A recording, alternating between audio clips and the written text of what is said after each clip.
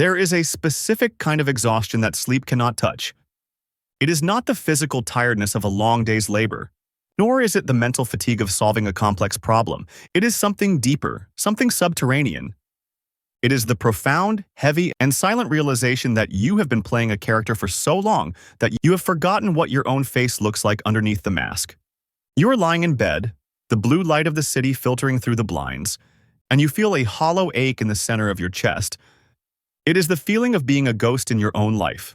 You are present, you are smiling, you are answering emails, you are meeting expectations, but the essential you, the spark, the fire, the chaotic and beautiful core of your being has quietly left the building. You are functioning, but you are not living. You are performing a script written by a society that does not know you, for an audience that does not care about you, and you are terrified that if you stop performing, even for a second, the entire theater will collapse. You feel the urge to run, not towards something, but away. A desperate, clawing need to simply vanish. To delete the apps, to throw the phone into the river, to get in a car and drive until the road runs out. You want to disappear, not because you are weak, and not because you are giving up. You want to disappear because you are drowning in the noise of being perceived. You are suffering from the weight of maintaining a consistent identity in a world that demands you be static, reliable, and constantly available. This desire to fade into the background is not a symptom of mental illness. It is a desperate, healthy scream from your soul. It is the emergency brake of your psyche, pulling itself to save you from a fatal collision with a life that is not yours. To understand why this urge is so visceral, we must look past the symptoms of modern burnout and gaze into the ancient biological architecture of your mind. You are not a machine built for constant linear output. You are a biological organism evolved for a rhythmic existence of hunting and resting, of exploring and consolidating. In evolutionary biology, there is a concept known as optimal foraging theory. This theory suggests that organisms are hardwired to explore their environments to maximize their intake of energy. For your ancestors, this meant moving to new hunting grounds when the old ones were depleted. But for you, the resource is not just food. It is information, novelty, and stimulation. Your brain is wired with a powerful drive for neophilia, the love of the new. For thousands of years, this drive to explore, to wander, to seek new horizons was the trait that kept the tribe alive. It was the wanderers who found the water. It was the restless ones who discovered new lands. Your brain is likely high in what psychometricians call openness to experience. You possess high associative thinking capabilities, meaning your mind naturally draws connections between disparately unrelated concepts. You are a synthesizer. But in the modern industrial landscape, this evolutionary superpower is treated as a defect. The world wants you to be a farmer, tending the same plot of land, doing the same task, thinking the same thoughts, day after day, year after year. But you have the soul of a hunter-gatherer. When you are forced to stay in one place, mentally or physically, your brain rebels. It starves. The urge to disappear is simply your hunter-gatherer brain signaling that the current territory is depleted. It is time to move. It is time to forage for new nourishment for your soul. Furthermore, we must address the neurological necessity of silence. Your brain operates with two primary networks. The task-positive network, which is active when you are focused on the outside world, and the default mode network, which activates when you disengage. The default mode. Network is not a screensaver, it is the night shift. It is where you consolidate memories, process emotions, and construct your sense of self. It relies on a process called synaptic pruning. Just as a gardener prunes a rose bush to encourage healthy growth, your brain needs to prune away weak or irrelevant neural connections to make room for new, stronger ones. However, in our current state of hyperconnectivity, we never allow the default mode network to do its work. We are in a state of constant input. We fill every spare second with podcasts, scrolling, news, and noise. We are terrified of silence because silence forces us to confront the clutter in our own minds. By never disappearing, by never unplugging, you are preventing your brain from taking out the trash. You are living in a hoarder's house of mental debris. The fog you feel, the lack of clarity, the anxiety, it is the result of synaptic overcrowding. You need to disappear to allow the pruning to happen. You need to go dark so your brain can finally see the light. But why is this so difficult? Why does the act of stepping back feel like a moral failure? Because we are living in the age of the digital panopticon. The philosopher Jeremy Bentham described the panopticon as a prison design where inmates could be watched at any time by a single guard, but they never knew when they were being watched. As a result, they internalized the gaze of the guard and policed themselves. Today, the guard is the internet. We have voluntarily entered a glass prison where we constantly perform our lives for the validation of strangers. We curate our LinkedIn profiles, our Instagram stories, our tweets, creating a digital avatar that is successful, happy, and productive. This creates a terrifying trap known as the sunk cost fallacy of identity. You have spent years building this avatar. You have invested time, money, and emotional energy into being the lawyer, the creative, the reliable friend, or the hustler.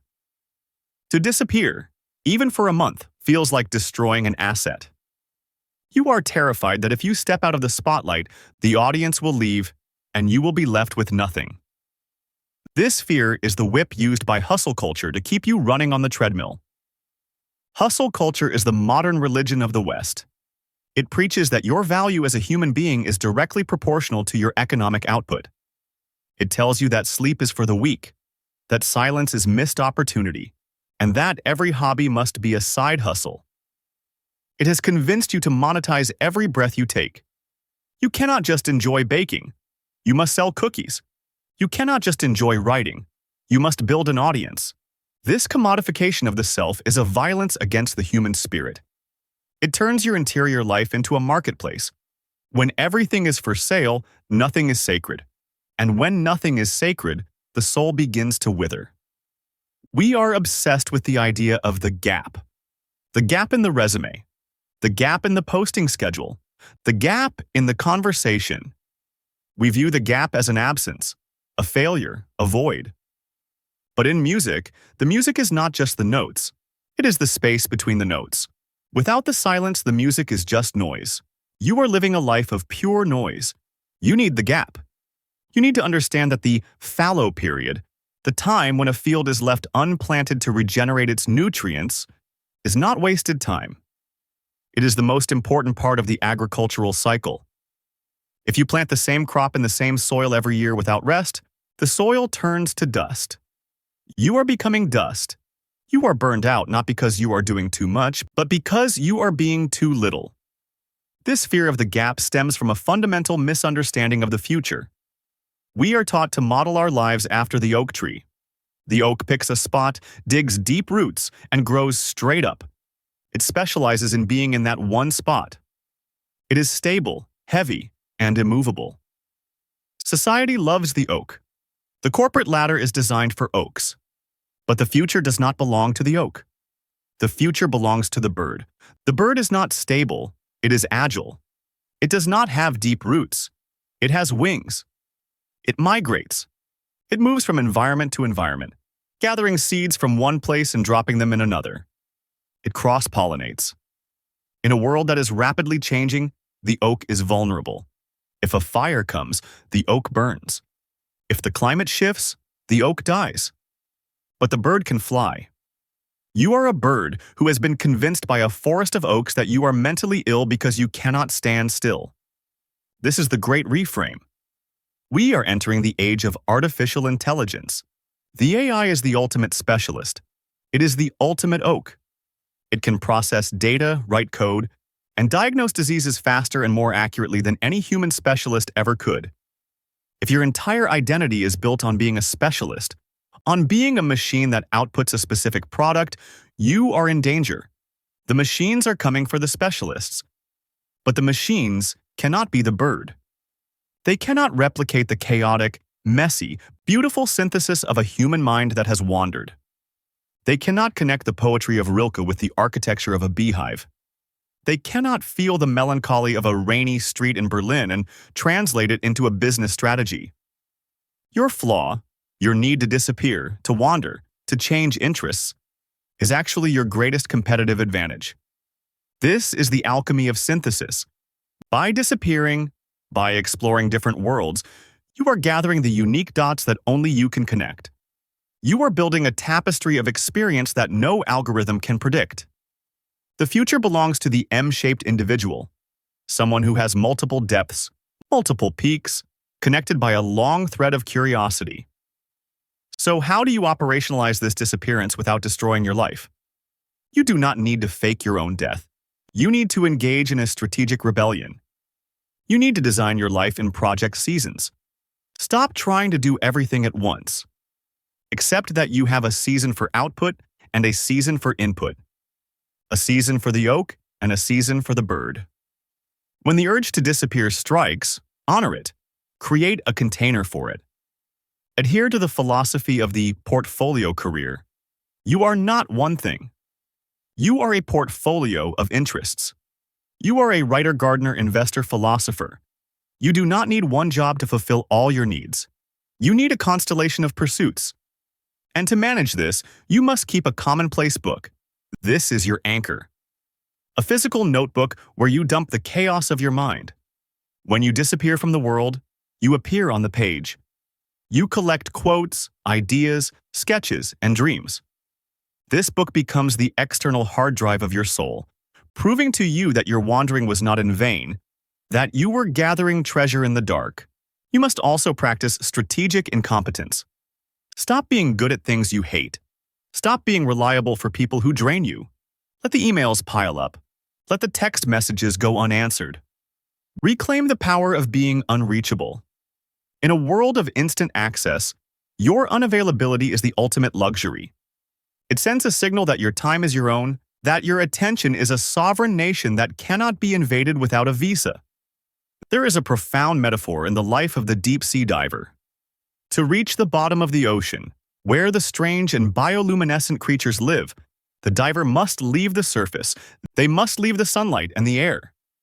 They must descend into the crushing dark. It is cold there. It is lonely. But that is where the discovery happens.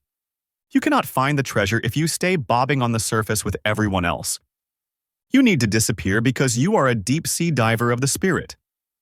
The world up here, the surface world of likes and shares and productivity hacks, offers you nothing but reflections. You are tired of reflections. You want the deep. You want the substance. When you finally give yourself permission to leave, a strange thing will happen. The guilt will scream at you at first. It will tell you that you are irrelevant. But if you hold your ground, if you stay in the darkness long enough, the guilt will fade. And in its place, a quiet, ironclad confidence will begin to grow. You will realize that you do not need the applause to know you exist. You will realize that your worth is not something you rent from the world. It is something you own. You will return, eventually. You always do. But you will not return as the same person who left. You will come back with sand from a distant shore in your pockets. You will come back with a strange light in your eyes. You will come back as a mystery.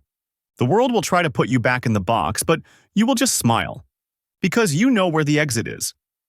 You know that at any moment you can slip through the cracks and be free. You are not broken. You are just a traveler who has been convinced to live in a cage. The door is open. The night is waiting. Disappear, my friend. Go into the dark. And when you are ready, bring us back the fire.